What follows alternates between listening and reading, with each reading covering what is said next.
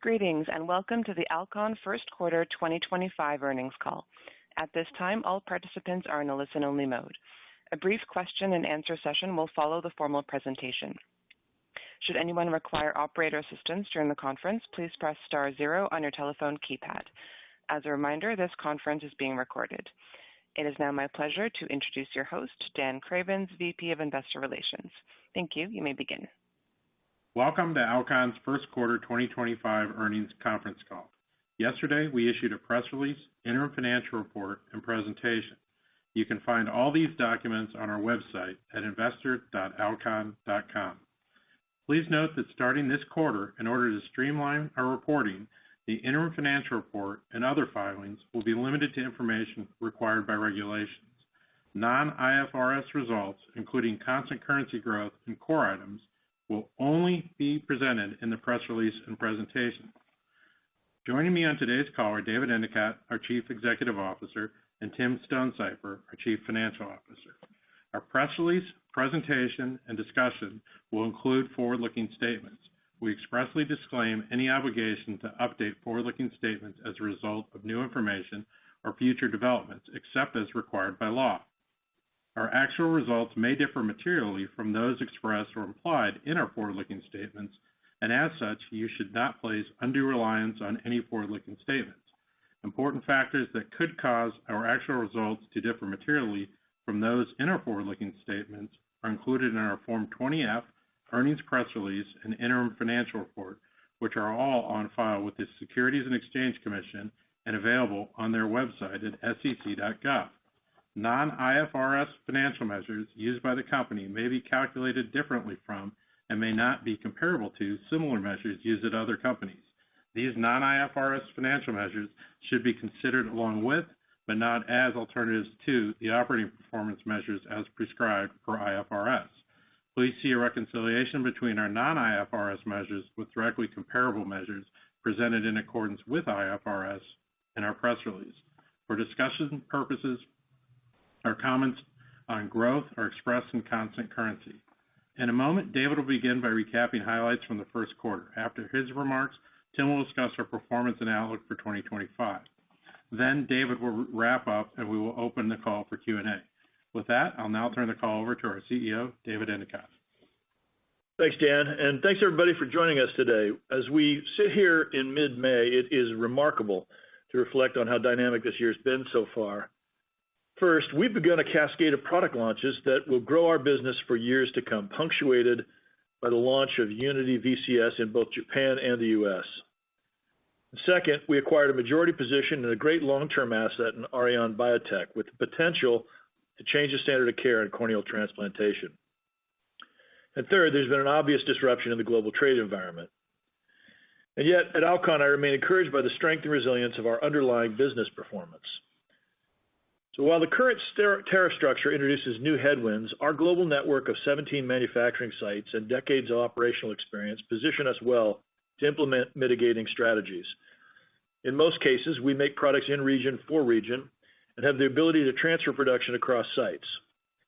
However, our existing manufacturing footprint is optimized for a predominantly free trade environment.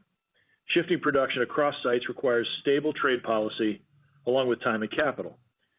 We'll adapt to whatever final policy decisions are made, but in the meantime, we continue to work with AdvaMed, MedTech Europe, and our local Chinese affiliate to advocate for a MedTech exemption or a zero-for-zero tariff regime. We remain deeply committed to access to eye care, and a zero-for-zero tariff structure supports uninterrupted care by ensuring patients and providers can receive the products they need when they need them. In a few minutes, Tim will walk you through our thinking on the current tariff environment. Now I'll shift to discussing the first quarter. We delivered sales of $2.5 billion and sales growth of 3%. We also delivered a core operating margin of 20.8% and core diluted earnings of 73 cents per share. Despite another soft quarter in the U.S. surgical market, these results are a testament to the breadth of our geographic footprint and product portfolio, as well as the commitment of our talented teams across the globe. I'm pleased to report that at the recent American Society of Cataract and Refractive Surgery conference, we officially launched Unity VCS and PanOptix Pro.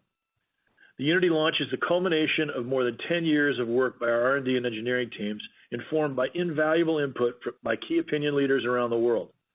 I'd like to take the opportunity to thank all of our teams who've been involved in this transformational change in ophthalmic surgery. Unity VCS is a combined console for both vitreoretinal and cataract surgery, while Unity CS is a standalone cataract system that will be available toward the end of the year. The platform is designed to deliver superior efficiency for both types of procedures while continuing to deliver exceptional outcomes and safety. The system features many first-to-market technologies designed to deliver transformative surgical innovation. For example, 4D phaco delivers twice as fast lens removal with 41% lower energy delivered to the eye. Additionally, HyperVit 30K is the world's fastest vitrector and is 1.5 times faster than the existing best-in-class.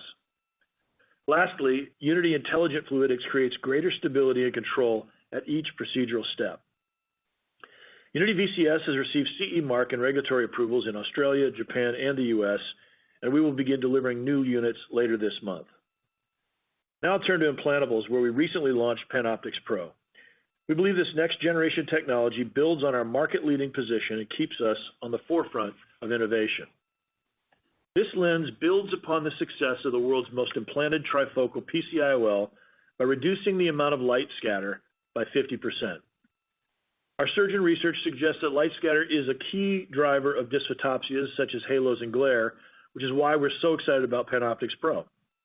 This lens is now available in the US, and initial surgeon and patient feedback has been excellent.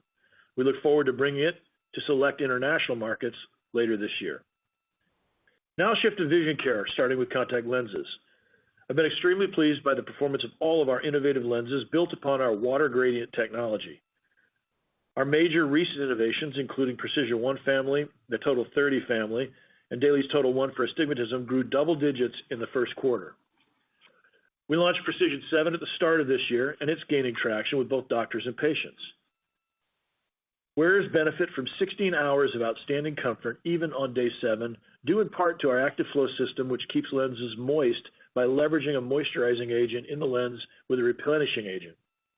Additionally, wearers appreciate the intuitive 7-day replacement schedule, which enhances patient compliance and satisfaction, offering a great choice if a daily disposable SiHy lens is not an option.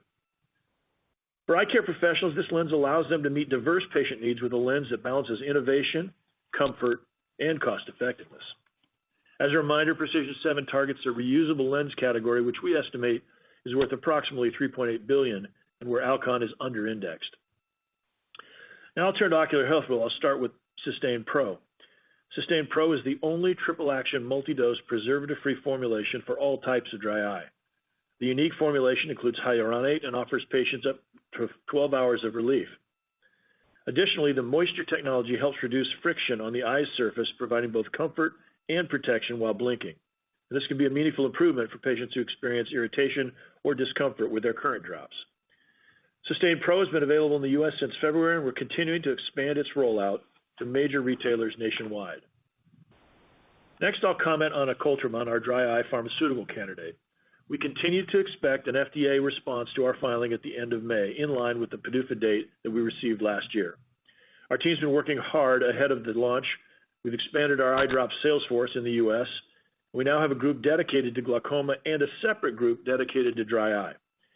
Additionally, we continue to engage with payers where appropriate.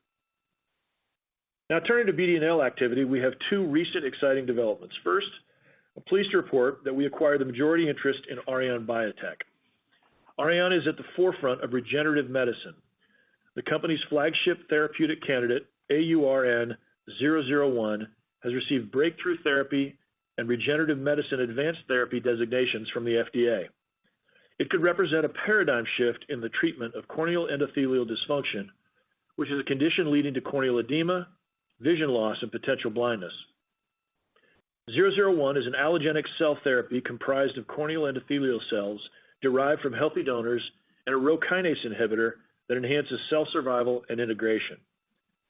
001 is administered as a single intracameral injection following a surgical intervention on the corneal endothelium. This therapy offers a minimally invasive alternative to traditional corneal transplants, which are limited by donor availability and surgeon complexity. 001 is currently approved in Japan under the trade name Visnova. In the U.S., we plan to launch phase 3 clinical trial activities late this year, and we aim to bring the product to market in mid to late 2028. Given the scale of the unmet need, we expect peak sales of $500 million or greater. Now, we also entered into a definitive merger agreement to acquire LensAR. The acquisition includes the Ally robotic cataract laser treatment system. We intend for this next generation technology to ultimately succeed LensX as our femtosecond laser-assisted cataract surgery platform. We're excited for the opportunity to bring LensAR's unique next-generation technologies into our innovative equipment portfolio. The transaction is anticipated to close in mid to late 2025, subject to customary closing conditions, including regulatory approval. Finally, I'll briefly discuss market dynamics for the first quarter. In cataract, we estimate that global procedures grew low single digits. Additionally, global ATIOL penetration was up approximately 200 basis points year over year. In both cases, the main growth driver was international markets. In contact lens, the retail market remained solid in the first quarter. We estimate that it grew approximately mid-single digits in line with historical trends. Now with that, I'll pass it to Tim, who'll take you through our financial results and discuss our outlook. Thanks, David. Our first quarter sales of $2.5 billion were up 3% versus prior year. This growth is slightly lower than recent trends and reflects approximately 1 point of headwind from our divestiture and out-licensing of eye drops to Ocumension in China in the fourth quarter of 2024.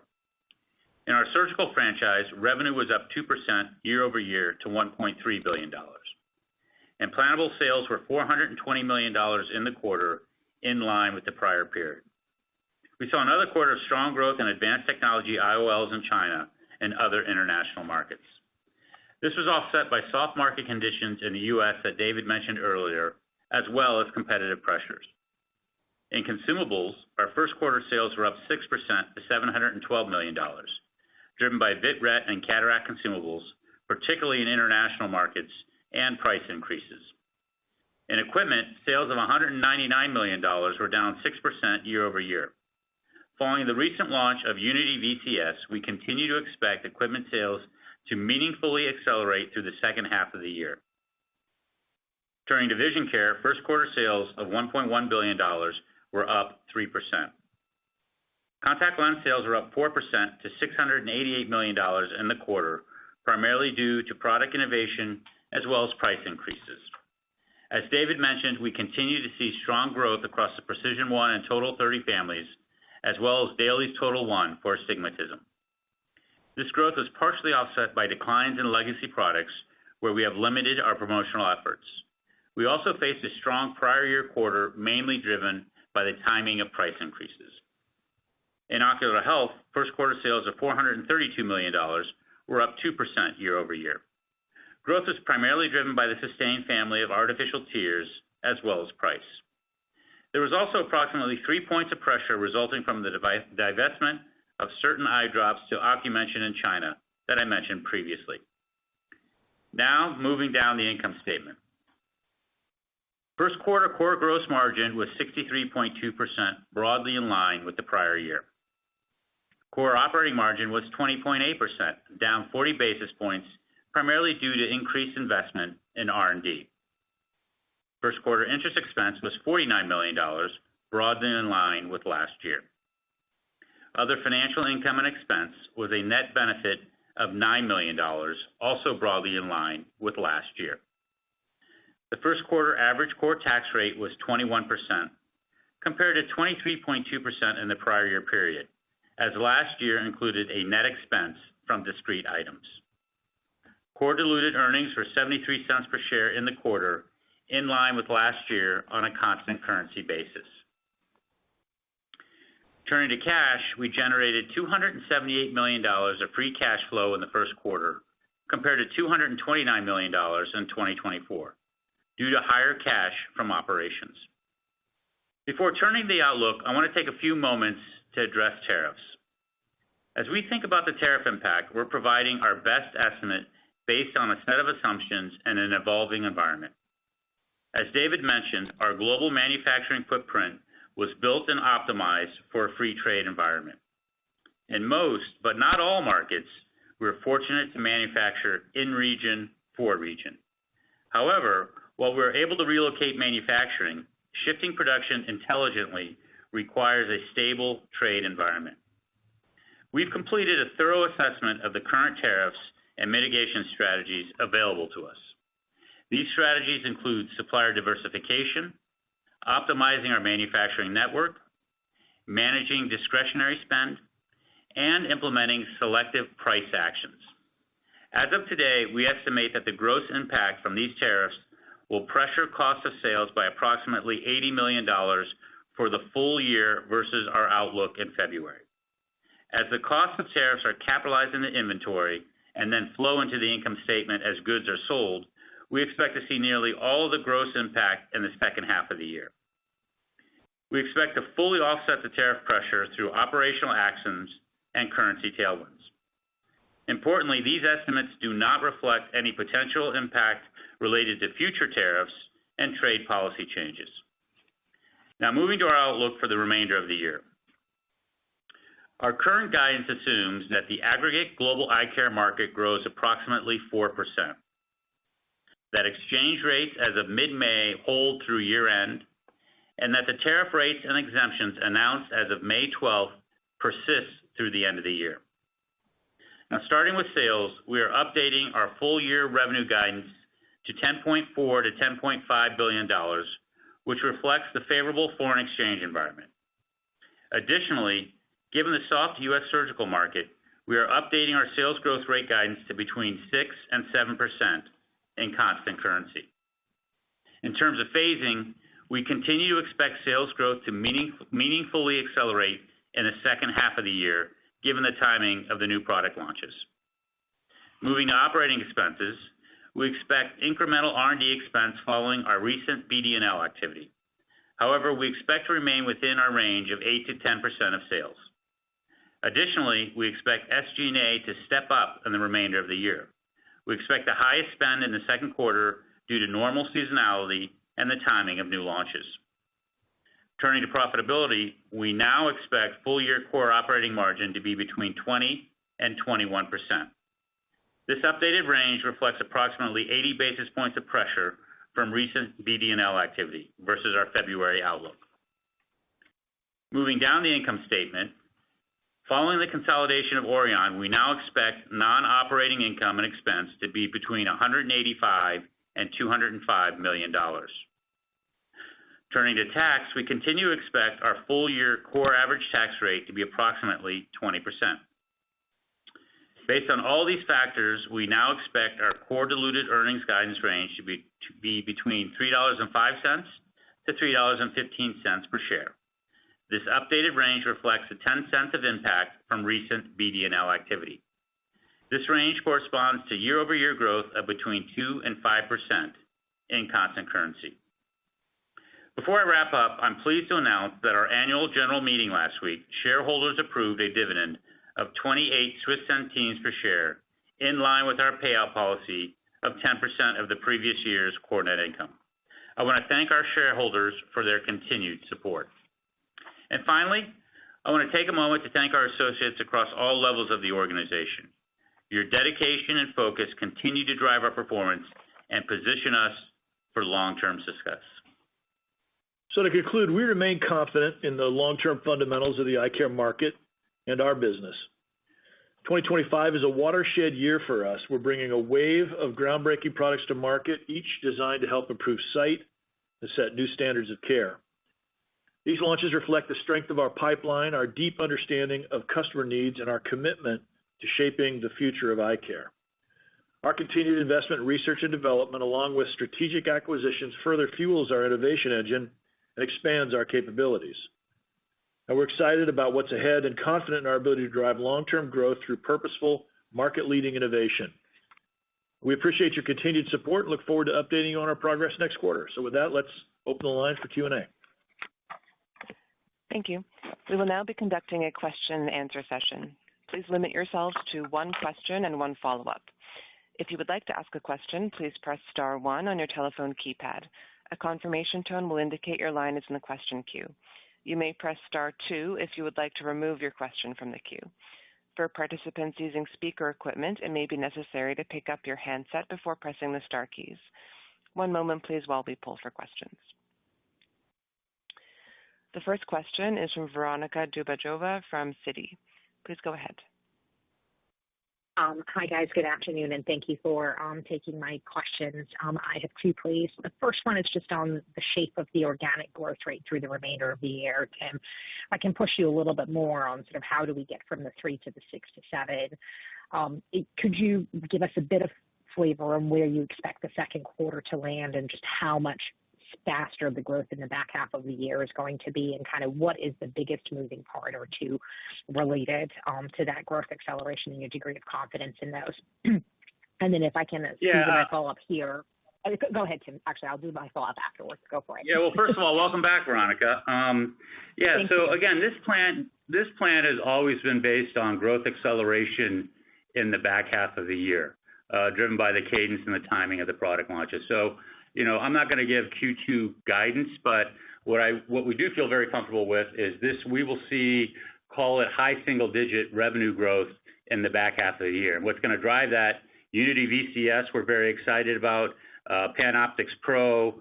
You look at Precision 7, Sustain Pro. So, as we've talked about in the past, a lot of these launches are coming out in the back half of the year, and we expect that to take us to the 6 to 7% revenue growth for the total year.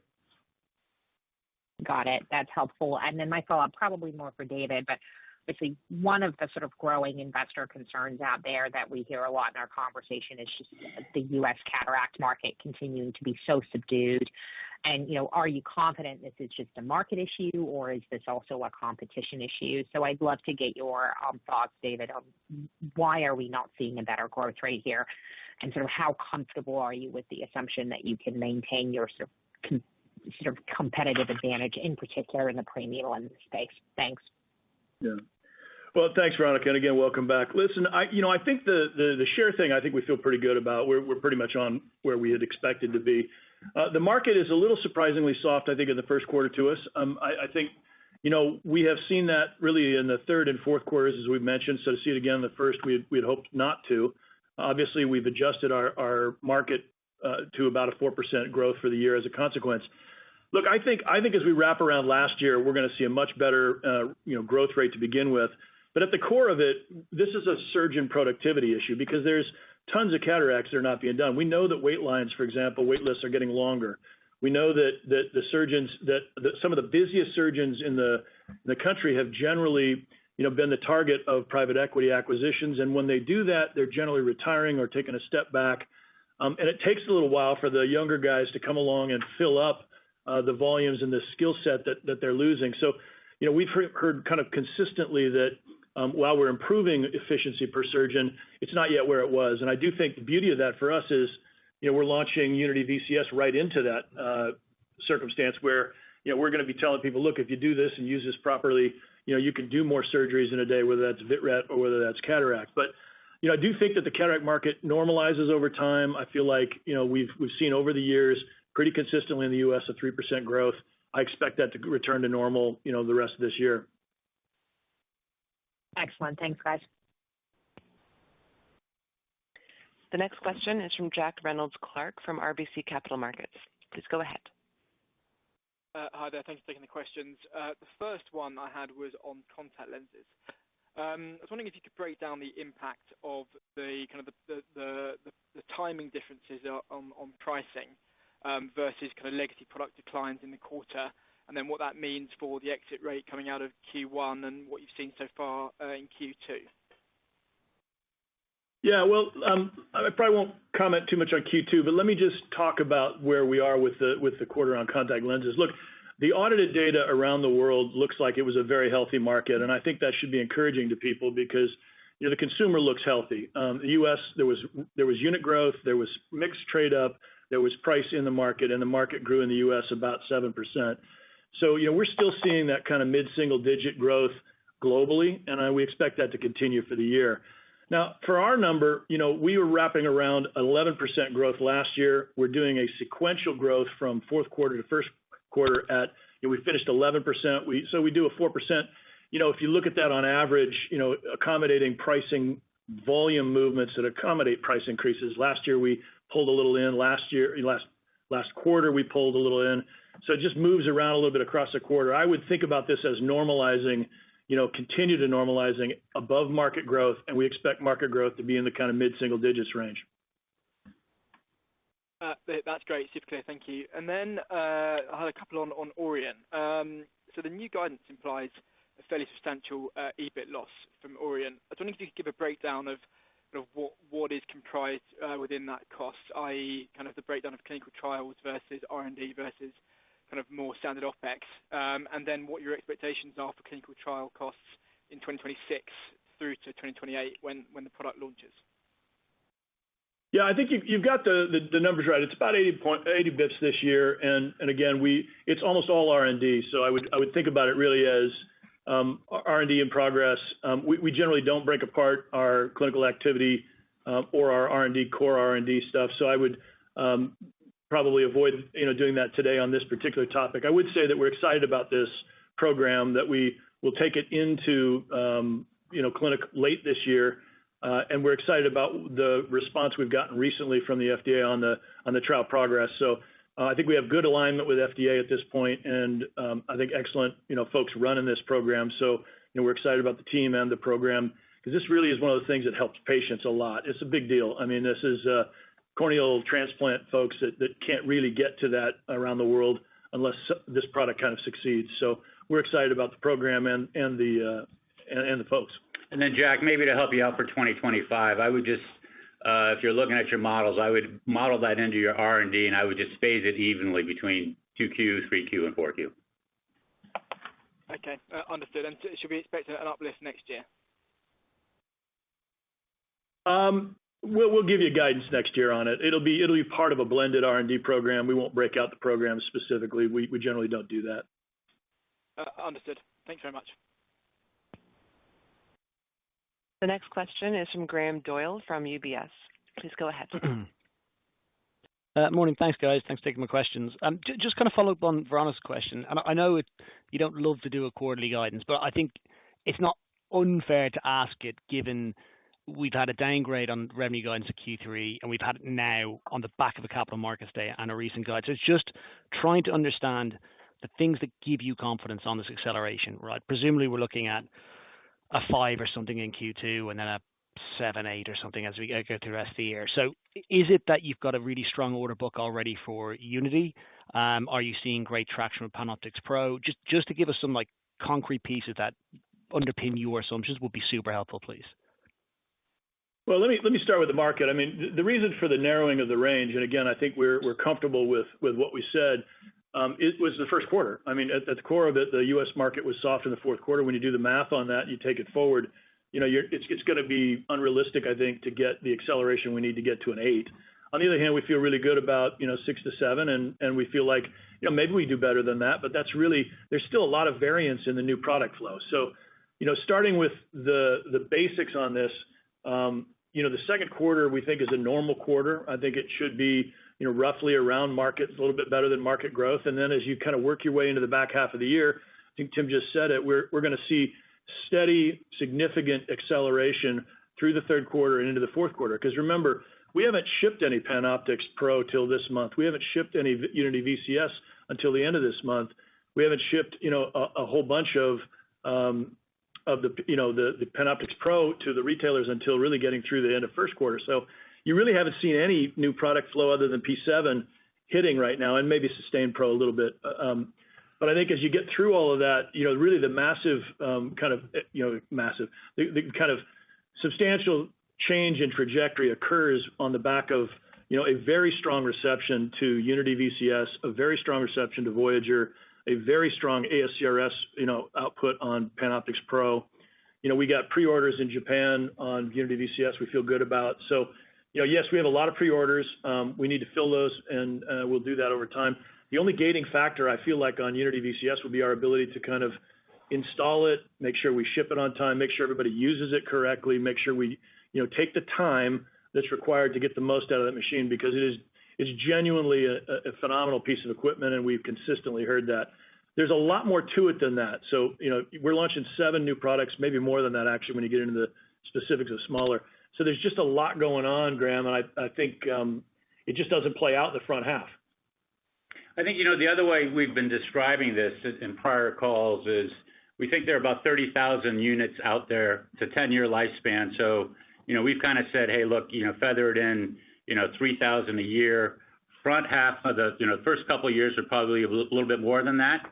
Back half would be a little bit less than that. So if you do that kind of math and then you layer that into the back half of the year, that's going to give you a nice revenue lift. So that's just if you want to try to do it numerically, I would try to do that kind of math, and you'll see that we get some pretty nice revenue growth, or we expect some pretty nice revenue growth.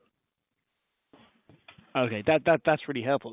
Just a quick cheeky one, which is just, do you guys have visibility on that? So like those pre-orders and how that's flowing through and early indications, does that give you the comfort on Q3, Q4? Is that kind of where that's coming from, rather than just it's a great product and the market should take it? Is there good indication of interest to a reasonable level that gives you that comfort? Yes. Super clear. All right, thanks a lot. I'll jump back in the queue. That was a cheeky answer to a cheeky question. Thanks, Graham. Thanks, guys. The next question is from Ryan Zimmerman from BTIG. Please go ahead. Good morning or good afternoon. Thanks for taking our questions.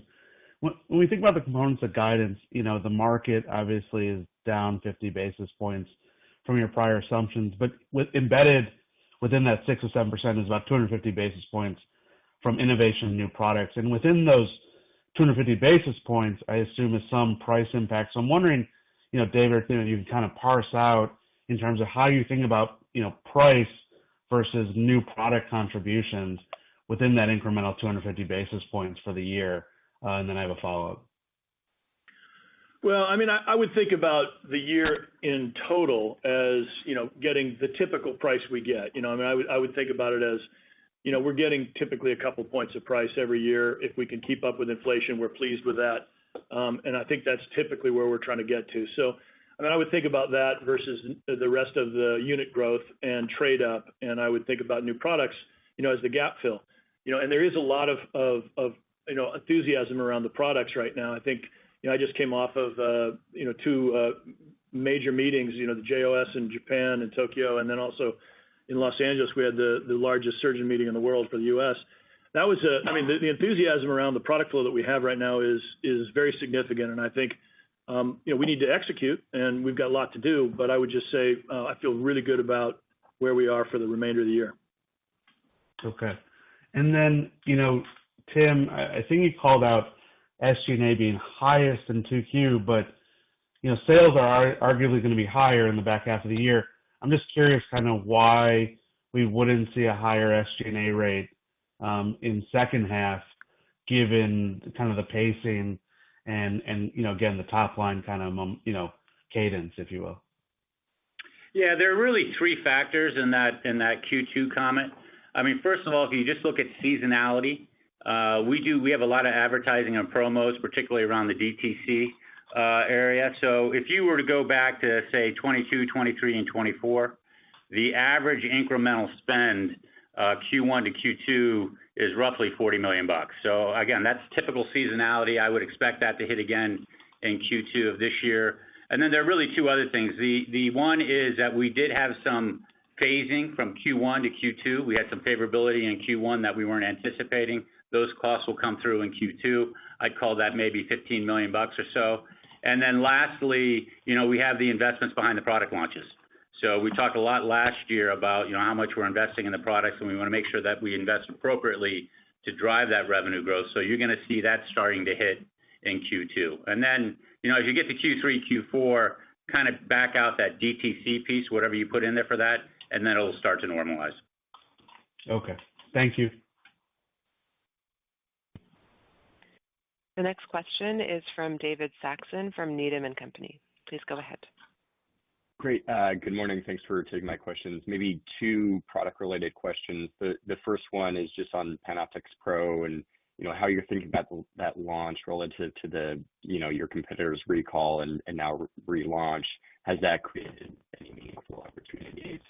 And then also just against the backdrop of a weaker we're starting to lose you.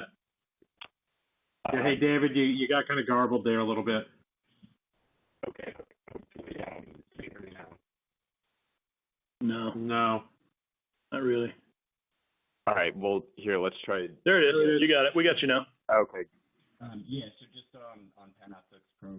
Oh, now we lost you. How are you thinking? But let me do PanOptix Pro, and then if you come back on, we'll take another one. Has that created any meaningful opportunities?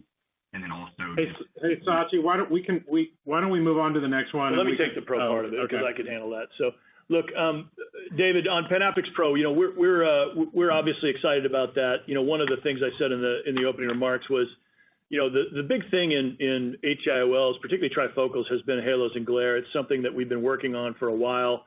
PanOptix Pro, has 50% less scatter, which is really the source of halos and glare. So, we expect to see, a really important, uptake as a function of using more light in the lens. And I think that's been, a really exciting thing. It's been well received. Certainly it was well received in Los Angeles. And I think we expect, surgeons are going to try it. Relative to the VNL recall, I really wouldn't comment on that. I think they're back in business. They're going to be a fierce competitor no matter what. And we're, obviously, excited about what we've got. Okay, great. Thanks for that. And then the second one is just on the PDUFA date coming up in a couple of weeks now. I guess once you hear on that or get the response, what is left to do before the launch? Can you get that out in late second quarter here in a limited fashion at least, or would that fall into third quarter? And then, I'm assuming all that investment is baked into guidance, but anything to call out other than, Tim, what you just said around SG&A for the second half. Thanks so much for taking my questions. Yeah, of course. And you know what, you're right about the incremental investment. It's mostly when we commented on the Salesforce edition, that's obviously a big part of the investment. We'll have back-loaded investment as well for 512, which will support that launch. We do think the launch will happen probably in the third quarter, but late in the third quarter. We have to manufacture it. We got to get the PIs and the labels, all put together. So obviously we don't get to do that until we get the final word and agreement with FDA on what those labeling will look like. So, look for that late third quarter, and so there'll be a limited effect this year. Great. Thanks so much. The next question is from Larry Blegelsen from Wells Fargo. Please go ahead. Oh, good morning. Thanks for taking the question. Guys, this is the latest in the call that a tariff question I think has come up in Q1 earnings. So here's the tariff question, Tim. The quarterly cadence, I assume it ramps through 25. So will Q4, be the highest impact and lowest gross margin of the year? And how should we think about the annual impact, for 2025? Can you still grow margins year over year, given the tariff impact? And I had one follow-up. Yeah, as I said in the prepared remarks, the gross impact of the tariffs will be primarily in Q3 and Q4. And that's because when you incur the tariff, you put it in, you basically amortize it, so it takes time to work its way through the P&L. So we've obviously, we've said that we will offset that in 2025. So we do expect, margins to be pretty close to what we guided at the beginning of the year. And then, as we get into 2026, we'll give you more color then. There will probably, if these were to stick for the full year, you would have an annualized impact. So you'd have more gross pressure, but at the same time, you'd also have probably more mitigation efforts, whether it's pricing, whether it's manufacturing movements or things of that nature, which we would obviously prepare for. But we're sort of looking for a stable environment you need a stable environment before you start making a lot of those moves. All right. And Tim, you gave some long-term goals at the Capital Markets Day a few months ago. How does the change in the macro environment, including the tariffs, affect the outlook, especially the 12 to 15%, XFX core diluted EPS growth? Thanks for taking the question. Yeah, listen, we still feel good about our long-term goals. Those goals are 5-year goals. So, obviously there's been, we have a very dynamic environment as we speak here today, which is very different than it was last quarter, which may be different next quarter. So I would say long-term, we feel very good about the fundamentals of the business. We're going to continue to invest in innovation, and we feel that if we do that, we will grow faster than the markets, whatever that market rate is. We obviously have demonstrated in the past that we have a very good handle on our cost envelope. We'll continue to manage that responsibly. And when you grow faster than the market and manage your costs responsibly, you'll get margin expansion. That drops down to free cash flow. So we feel very good about all that. All right. Thanks so much. The next question is from Patrick Wood from Morgan Stanley. Please go ahead. Beautiful. Thanks, guys. I'll keep it at one. Love the commentary on the contact side around what you're seeing on the consumer. I'd love to sort of dig in a little bit, between cataract and contact and the different regions, what you're seeing, whether it's that mix of new fittings. You mentioned the data on the US side, which we get, but how's that looking in EMEA, for example? And then, when we think of the IOL side, how we're thinking about the marginal mix there. Like, are we seeing people shift to like mono plus a femto, or is that not a thing? I'm just anything on the consumer and the marginal kind of volume mix. Super interested there. Thanks. Yeah, let me just say that the international markets have been very solid, really all of last year and through the first quarter, certainly solid, pretty much everywhere. We've seen a few, the contact lens in Japan is soft in the market. I think it's been, pretty, low single digits. But on the other hand, we've seen some real growth, areas, in the United States and in a few other markets that have done well. I think the expectation, the surprising thing maybe to some, and I think we've said this historically, is that the consumer is relatively well positioned at this point. And I would make 2 points on that. One is, our contact lens mix on units was up and our unit volumes were up. So there wasn't in the first quarter at least, there was a pretty healthy U.S. consumer and international consumer. So all around the world, that seemed to be pretty okay. I think that tells you a little bit more about just this business, which is people who wear contacts get used to wearing them and they stay in them. And so I think that's just the nature of the resiliency of these markets. The second one is just on the ATIOLs. And I do think, again, there's always been some question or commentary about, well, what do we see in the ATIOL penetration? And around the world, we saw 200 basis points of movement up in ATIOL in the first quarter. So these are people who are choosing not to get monofocal lenses and to pay out of pocket for ATIOLs, which again is healthy. As you know, we have 2/3 of the U.S. PC IOLs, and we have more than half, of the total IOLs. So when the market moves to ATIOLs, that's a good thing. And in the U.S., it was up 100 and some odd basis points. Internationally, it was up more than that. China obviously is helping the international market a lot, but really kind of across the board, Europe and a number of other markets were really solid on that point. So I would tell you that kind of the regional mix, with the exception of the productivity issue we observe in the market in the U.S., we feel pretty good about the fundamentals in the market. And this thing in the U.S., we're just going to have to wade through. I think there is a turnover of surgeons that are going to require the younger surgeons to pick up their game a little bit. And I look forward to helping them. I think we've got some really great assets to move them forward. And I think if you look at what Voyager does for productivity, if you look at what Unity VCS does for productivity, when you look at what Pro can do for conversion, these are things that help productivity in the office. And I think that's where we're headed. Thanks. Love the color. The next question is from Anthony Petrone from Mizuho Group. Please go ahead. Thanks. Maybe 2 product questions here. Just a little bit on P7. We're doing optometrist checks, and they're actually coming back quite positive on P7. So maybe just where that product is tracking in terms of expectations for 2025. And then the second product question would be on AR 15512, just in terms of dry eye. Maybe just a recap on, David, how that product is differentiated versus competition. And when you look at that overall TAM opportunity in the United States, a couple of years out, what do you think a reasonable share expectation could be for that product in U.S. dry eye? Thanks. Yeah. Thanks, Anthony. And I'm glad you're doing the channel checks. We do too. And I think it really does give you the kind of positive vibe that I think you're getting. We talked to a lot of folks on P7. We did a lot of work ahead of this. You'll remember that we had this product approved for about a year before we launched it. We had to convince ourselves there was real market out there. I think we're seeing just that. I think it's a more intuitive thing for docs to say, hey, look, put this thing on Monday, it's going to feel great all week. You can then replace it on the following Monday, and that's just way more intuitive. They feel better about getting patients out of a 2-week lens where they may or may not remember, what they were going to do with it, when to take it out, how long they wore it. And it's just a lot more comfortable, and it's at a price point that works. And so, look, if you can't get somebody into a dailies lens, which is really the game, right?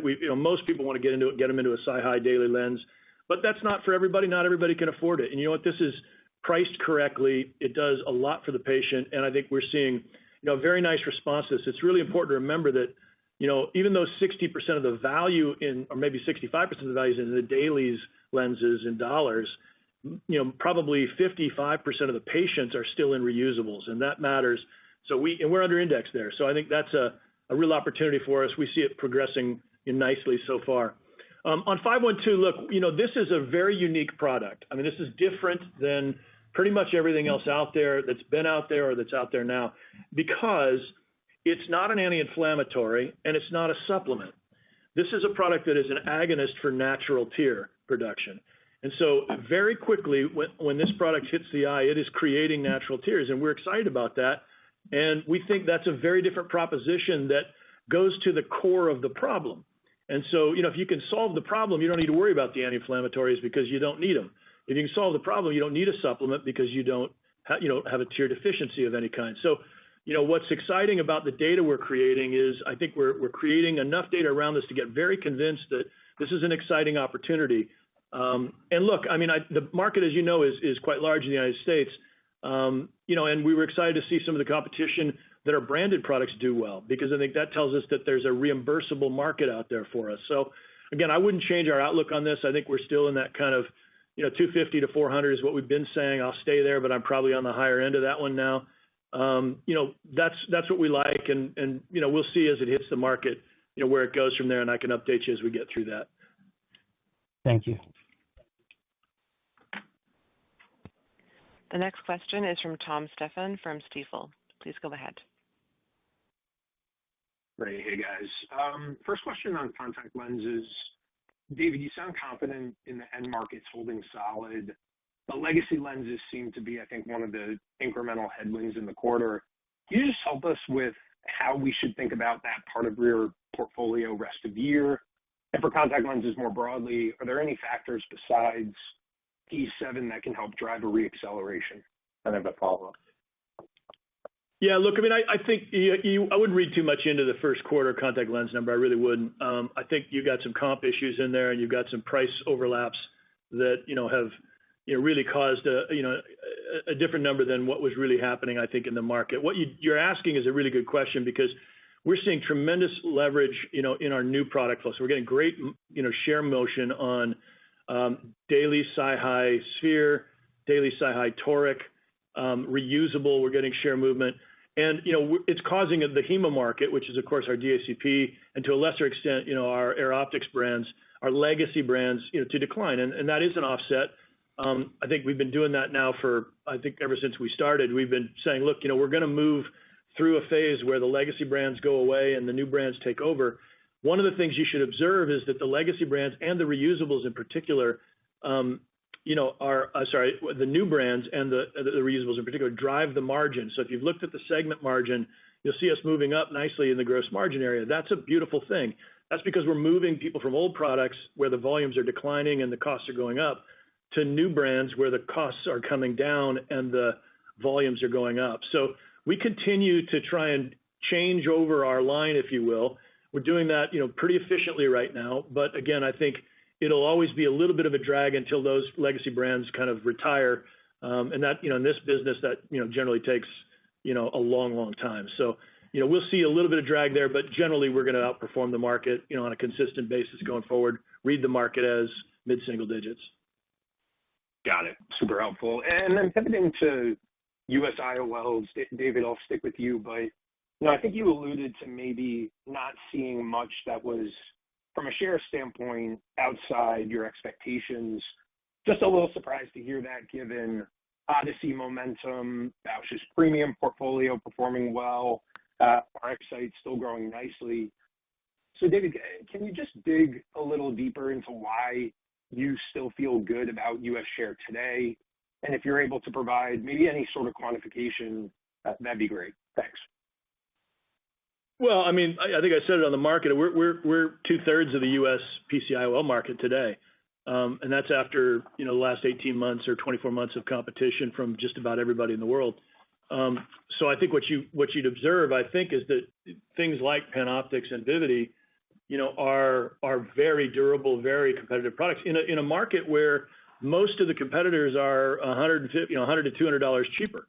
And so, there's a market. There's always going to be a market for less expensive.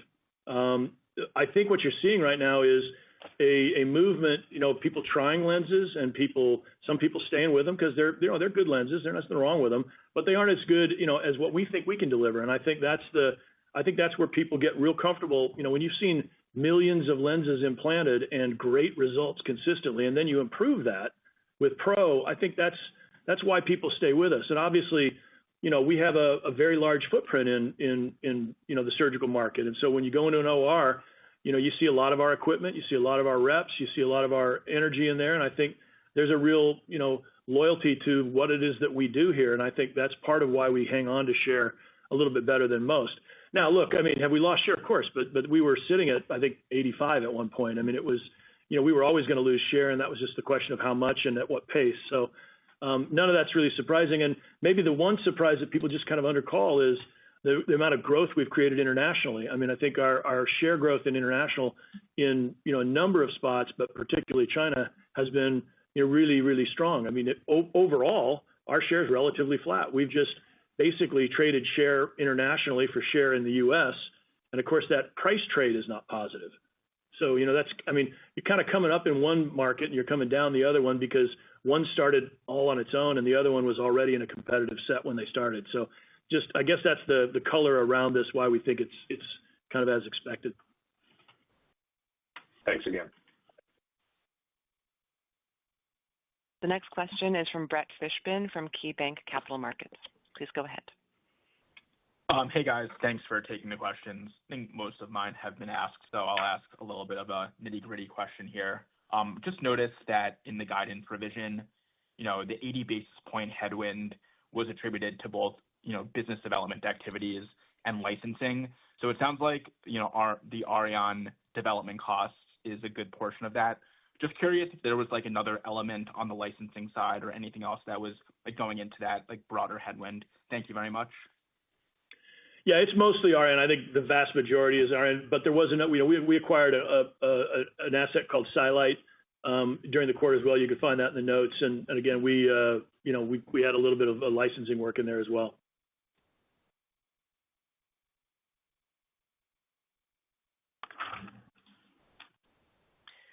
The next question is from Young Lee from Jefferies. Please go ahead. All right, great. Thanks for taking our questions. I guess maybe one more just on US ATIOL. Just on the competitive trialing dynamics, how much are you still seeing currently? How long do you expect that to persist in 25? And then are you going to be trialing PanOptix Pro as well to support the launch? So yeah, we're continuing to see sampling. I mean, it comes in waves, right? When the new products come, they'll take 3 to 6 months to get people who want to try it, through that process. I think you see kind of successive product after successive product coming into the U.S. market. So there are probably 4 or 5 now that have been in, and each one of them will bring, samples with them. So we've been, we expect that to continue. I mean, I think there'll be another J&J launch next year. We'll see, some more, trialing going on later this year, I'm sure. And so again, I think that's probably a factor in some of this, but I think a diminishing factor kind of for the next probably 12 months or so. All right, great, very helpful. And then I guess our Voyager checks at Askers were really positive. Saw the demo and the efficiency really jumps out for both the doc and the Steffen. I think you're scaling manufacturing for it now, but what's your thoughts on the pathway to making it the standard of care? Great question. Look, I think SLT standalone, I think, is the standard of care. I think the challenge is how do we get it to actually, occur at the same rate people believe it should occur. And so that's the magic, I think, of Voyager as we get it kind of out and going. There is an emerging consensus around SLT as the first thing to do because it keeps people off drops. It's easier. It's a good place to start. And so for the patient and for the doctor, that seems to be a growing consensus that we see. And I think what you're going to find is that as we get this product out and as more people get the chance to use and experience it, and as they get a confidence that it's really driving pressures down, and it does, then I think that is going to really help drive that standard through. I do think that there's a new publication, I think, coming shortly on this product, and that will also help. Again, I think it demonstrates a similar kind of response to core SLT, which is what we've been looking at, only this is a lot more efficient, obviously, for the surgeon, or for the glaucomatologist or general ophthalmologist. So we expect a lot of positive coming on this one. We are manufacturing it right now in Israel, and we are moving that manufacturing to the U.S. as well. So we'll have dual locations for that product. So we're excited about getting all that moving.